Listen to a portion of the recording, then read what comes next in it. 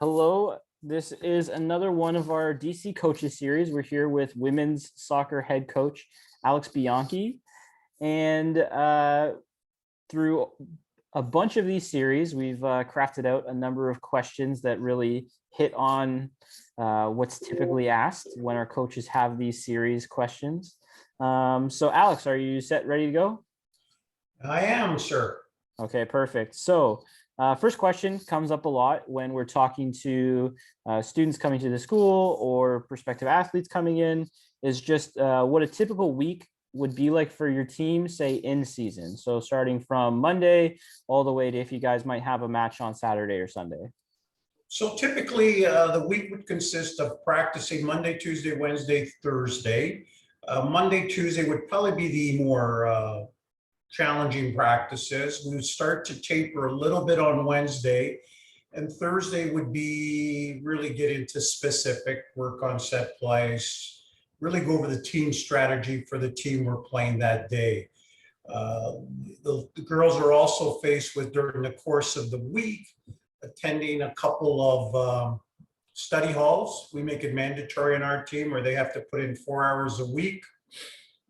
They can split it 2 and 2, but they've got to find some free time when they're not soccer or in class and go do their homework.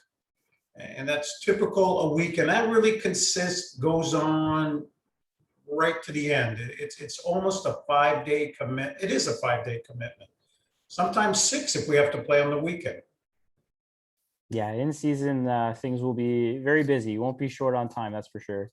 No, time management's everything. If you can't manage your time, you'll struggle in school and it'll be challenging on the field. It'll be tough. So we're always looking for those time management skills in an individual.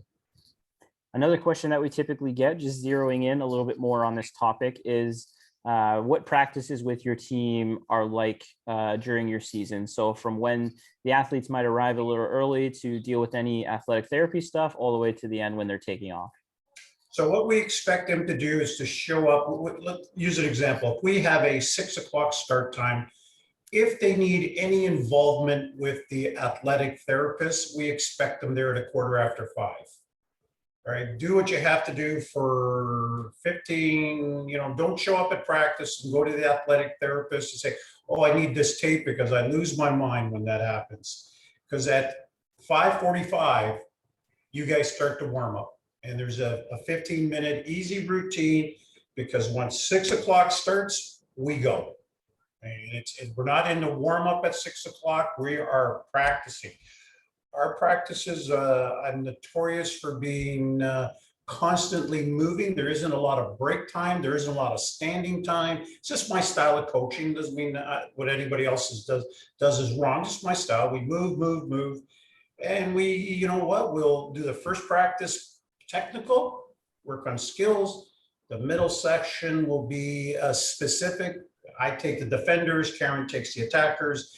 Last part of the session, we come together and work on something specific. 10-minute cool down, an hour and a half.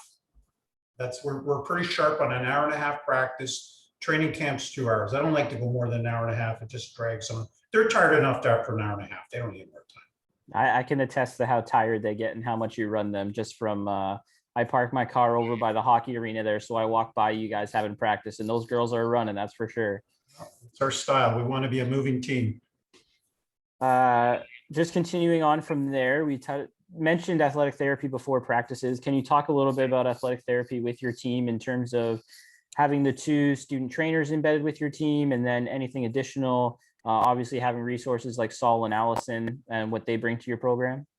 Well, we're blessed to have the athletic therapy program we do at Durham College. I mean, I've been coaching, feels like 100 years, but I've never seen anything like it when I came over here a few years ago.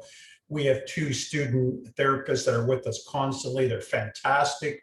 They're under the guidance of the head crew, Allison and Saul. So they're there to help you get all the players.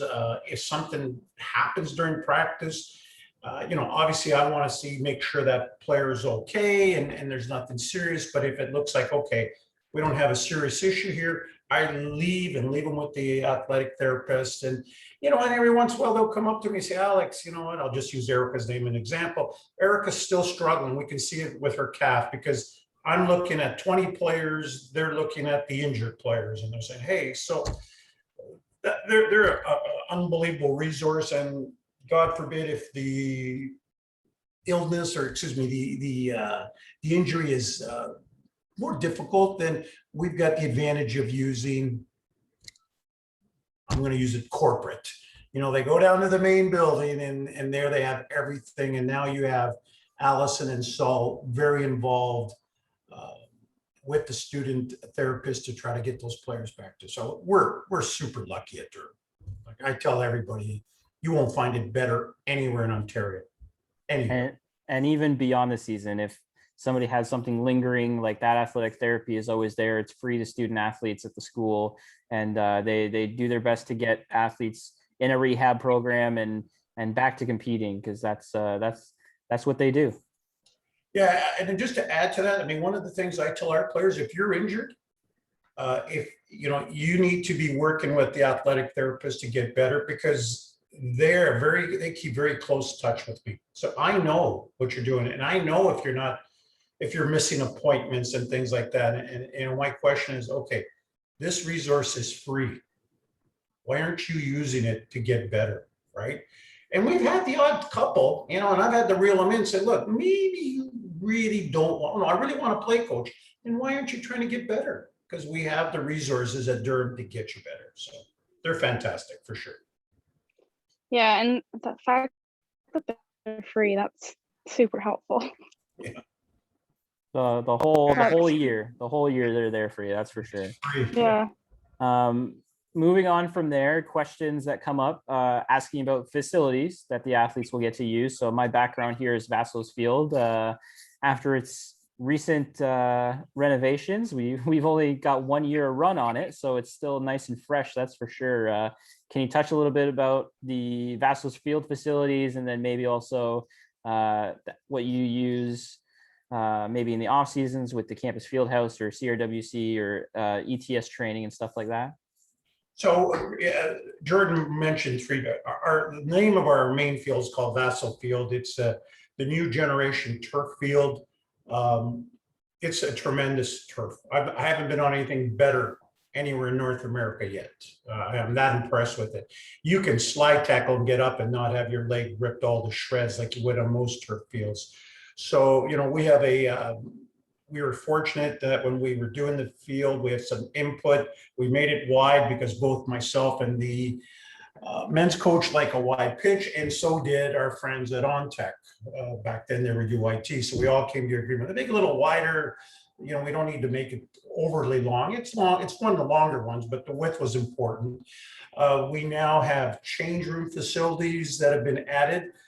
We haven't even had the opportunity to use them yet because they were ready for us last fall and we couldn't use it. We have the media tower, which I know Jordan's going to enjoy in years to come. So our facility right there is fantastic for the fall season. Right next to us is a dome, which is our winter home. And it's not a full-size dome, but it is a great dome for training. And we would typically use that January on for our training sessions. So that's a great little facility. That's, it's just a walk. It's like 20 yards from the field. You can't see it in the picture over Jordan, but it would be to his right. Yeah, that way. Yeah. Yeah, I'm looking at you, so that's right. We also, inside the college, which is maybe less than a quarter of a mile, just down a little walkway there, we have a tremendous gym for the student, actually for the general student population. It's very impressive, all the equipment. So that's available to the varsity athletes, but also available to our general population, and it is used widely. We have a couple added things. We're fortunate to have a facility, or excuse me, a group called ETS, Elite Training Services. They're associated with the college and the university for our elite athletes. and they run specific training sessions for individuals. So we expect in the off season our players to go there a couple times a week on their own schedule. And, they work on things like core strength and things like that. It seems, it's pretty popular with, especially in the female side, always working on core. And these are all things that are just part of our package. It's all there and it's all included. So our athletic director likes to refer to us as we have the same type of facilities as a D2 college in the US. And I've been to many D2 colleges in the US, and he is not even, we're one of the better D2 colleges in the US with the facilities we have now.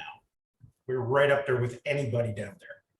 And I'll just add, with you touching on the press box, where I get to work from during the games, we do have the added benefit now that we have a little bit better game film shooting from there than stands in the previous years as well. All the soccer matches will be streamed on the OCAA streaming service now, so family and friends back home can watch through the live stream.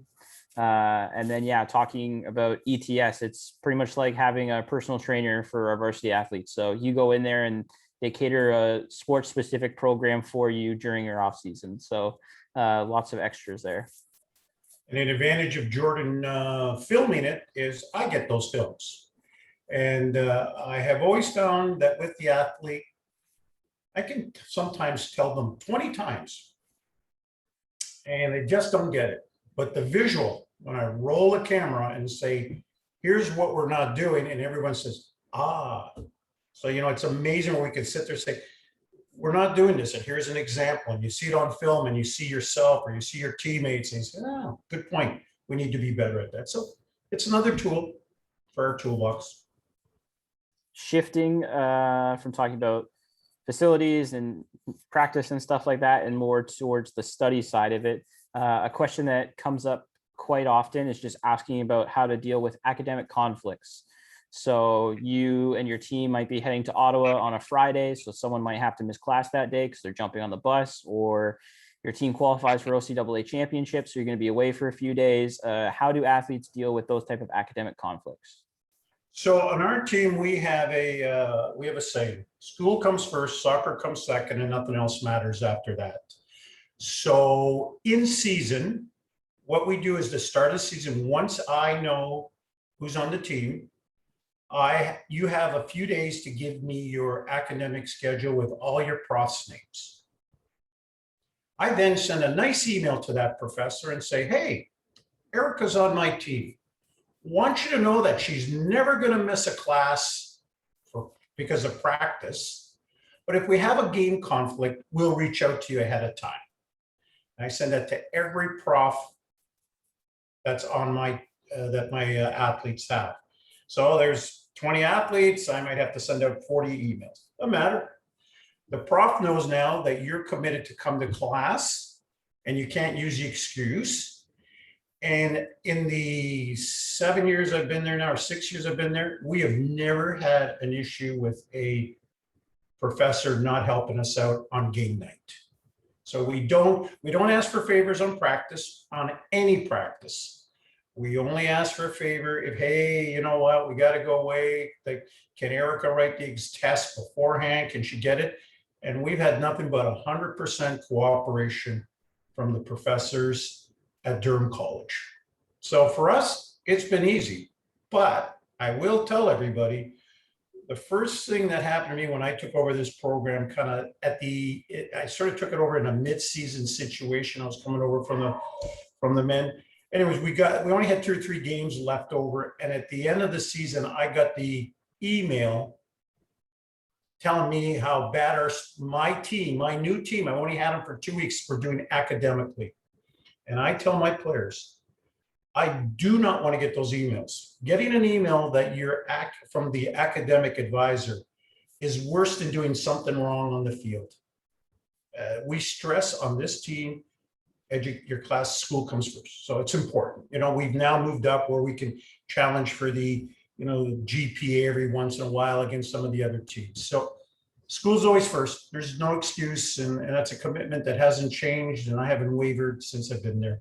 I was going to say, you've had some success recently between however many conference all academics your team has had, and then this past year, Lindsay winning the top GPA female award Right. from your team as well. So that's definitely turned into a strength for your team.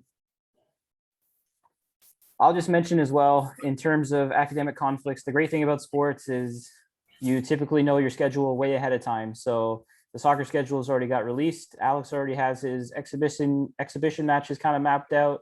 So that's already kind of put on the schedule, and you can literally go to a teacher or professor on the first day and let them know, hey, this is where it is. If this is any conflicts, let me know and we can try and square things away. So that's one of the great parts about sports, is just in terms of knowing that information well ahead of time. You're not surprising them a day before.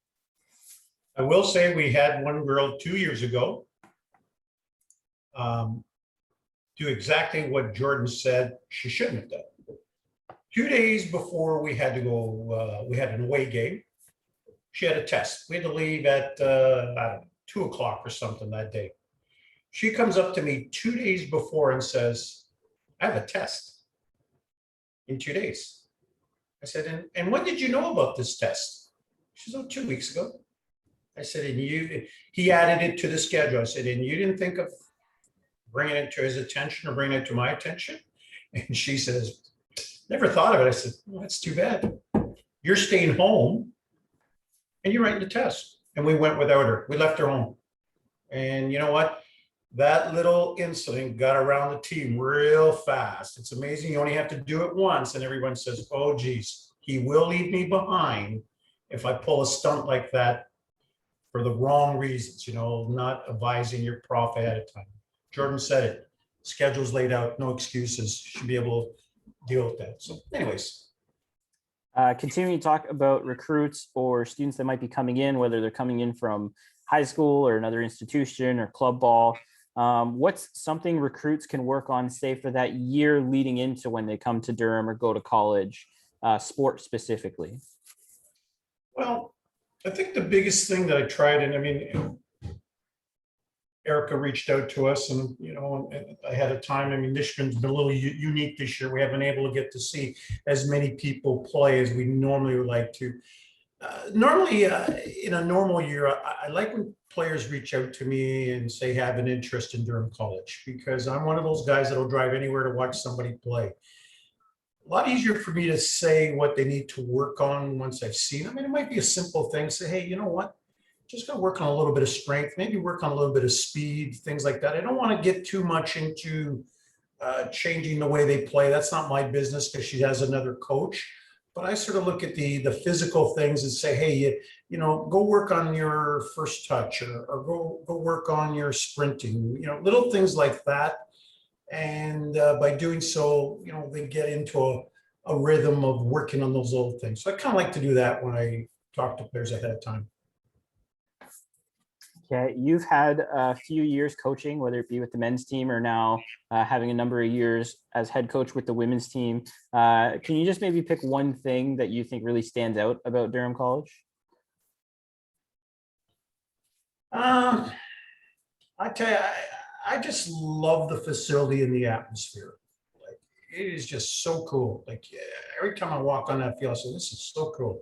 Like, I got everything I need here. Like, I'm in heaven. Like, once I step in the four lines, I mean, I always say that I do so much outside the lines. And that was the one thing I learned when I took over, how much more. I thought I did a lot at club. I do a lot even more at the college level, but outside the lines. But when I step on the inside, those four lines on the field, I just say, wow, this is so cool. This is such a great place. And the vibe is good. And you know what? I really enjoy the age I'm dealing with, young women and young men, just maybe trying to make a little difference, maybe put a little input, and just kind of, I always say, everybody's life is a big puzzle.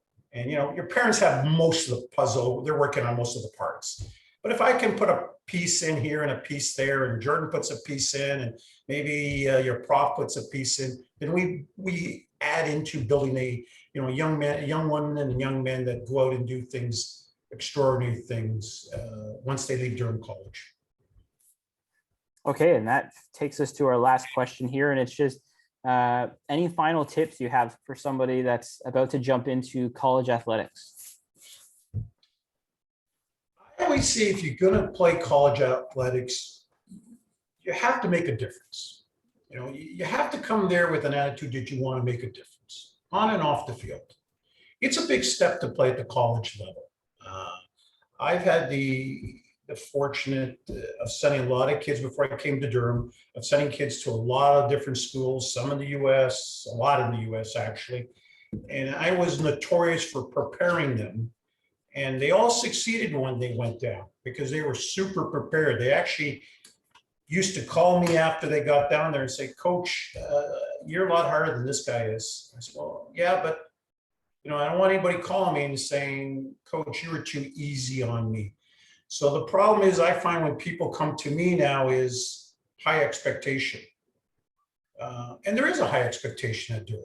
And I don't apologize on this team. We have a high expectation.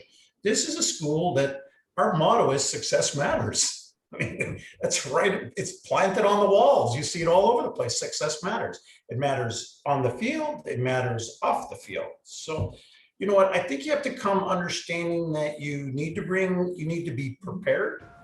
And that means being physically prepared and also being mentally prepared, you know, to take the challenge. I mean, anything worth achieving, you got to put some effort into it. And that's my advice. Come ready to want to be something, to be part of something special. And if you are, it's a blast. Like when you win, winning on a college level is so much fun. I mean, because you put a lot of work into it, so you see the reward. Did we lose you there, Erica, with the audio? Are you good? Oh, we lost her on audio. There we go. There she is. She's better. Can you hear me? Yeah. Okay. Yeah, some buzzing just started happening in my ears, and I don't know what happened, but it's good now. So we've worked through our questions. Was there anything else that might have popped into your head there, Erica, or any extra questions that we might not have hit on going through our list? Not really. That was actually like super informative, which was nice to hear. I'm super excited.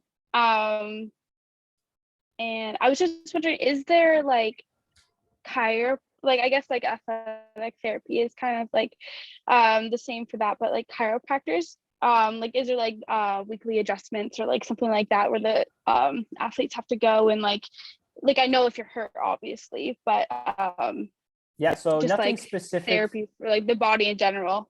Yeah, so athletic therapy takes on a lot of stuff. If you're looking for anything additional, the health center at the CRWC does have a chiropractor that you can book appointments with.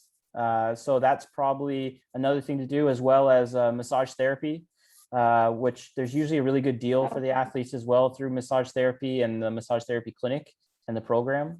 So there's a few extras like that are available through the actual clinic itself. Okay, that's super cool. Hey, Jordan, the only other thing I was going to maybe add on to anyone coming to Durham College is reach out to the coach of the sport you're interested in sooner than later. It might be a year out. Like I have my list of 2 years out. I've got kids already into 2023 I'm looking at. So, you know, I find the mistake that a lot of players make is they, you know, at the very last minute, hey, I'm going to come there. And you know what, as coaches, we've been out looking and kind of putting our team together. So reach out early because, and Erica can confirm this, players that we know are coming to training camp, they've got a summer training program that they have to follow so that they come into camp fit.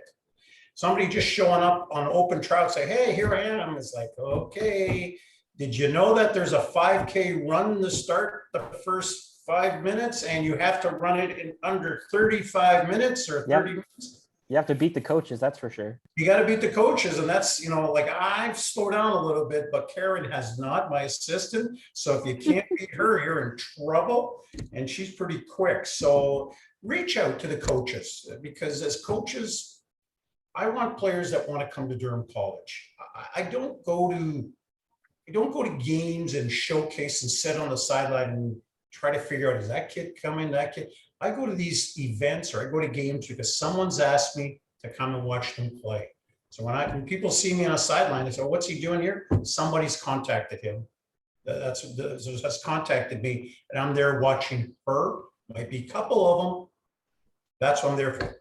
And unless somebody does, and even if somebody does something really spectacular, I'm there to look at the girl I came to look at. That other person, I don't know. I don't know where she wants to go to school. I'm not, hard to chase them down. So reach out. That's the biggest thing you do. Sooner the better. I think a great piece of advice to end off on. So thank you very much for joining us tonight, Erica. Thanks for jumping on, Alex. No problem, pal. I'm going to end the record Yeah, here thank now. you.